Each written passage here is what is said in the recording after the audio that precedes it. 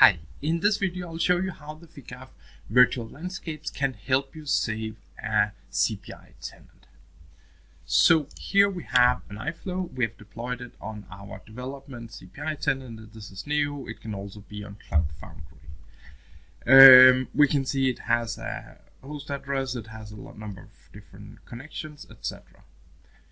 In the FICAF tool, we now have downloaded this version, so you connect to the CPI system, download all iflows and artifacts, and these are persisted in here. We can now create a new ticket as a way of our transport, and we would select this landscape that we have from dev to dev system, and then we'll be adding the different prefixes. We'll be using a hero number and just a short description here. So the idea is that you can then add all the object that's required, and this is often if you have, for instance, a package that you need to transport also, and then it just marks all the objects that's a part of this transport. If we had test cases, we could look them up and run them easily and then be able to see what the results are. This is a completely different setup, but this is a part of the tool that allow you to test these transports. And then you'd see the result of how this goes. Now we have tested and we can start the transport. And what we have here once we get into the transport is we can see that it's going from this development object to this development object, or this system. And we can see that it has a number of different properties here. We can see the external properties here, and some of these have been globally search replaced, like this service org. Here we have just added a QA.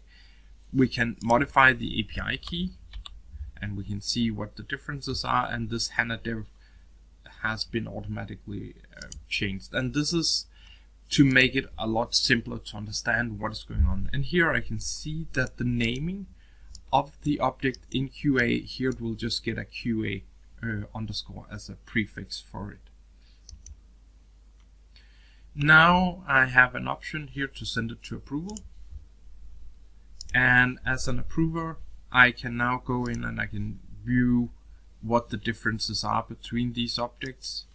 If it's iflows, I have a number of more options. For instance, I can see this in a visual mode, so I can see which part of the object has been modified. I can drill down and see specifically which cell, etc.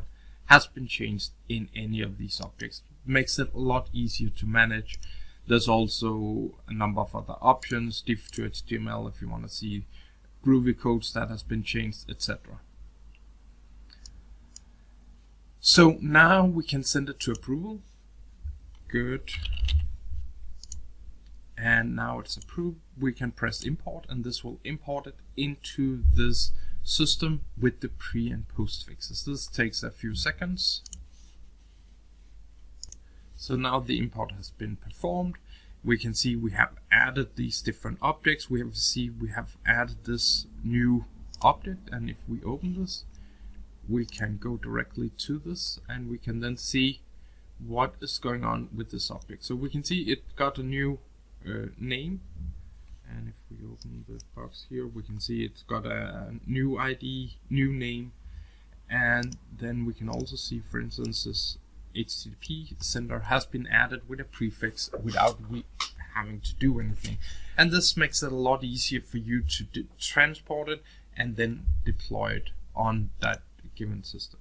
Some of the new things we've added into this release is we have created this composite landscape that makes this setup a lot easier. And some of the settings we have here is we can change the way we add pre and post fixes to the different objects, value mappings, what should be done here. There's a lot of criteria about which object should be transported, etc. And you can specify who can approve.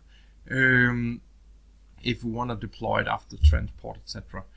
So there's a lot of different settings we have here to simplify the process, and the same for the production to QA to production. Here we also have a number of different options to handle these things. So this makes it a lot easier for you to manage the transport process and simplify deployment of iflows. And with this option, you have an option to actually save a CPI tenant in your landscape, and this is really good if you're starting out using CPI. Then it really is a good business case. Plus you get the testing, the transport, the documentation, and all of these different things we did not have time to show. I hope you see that this is interesting and want to try it out. It is really easy to get started. It runs in BTP. You can connect to your CPI system, and it's really easy to get started. So thanks for watching.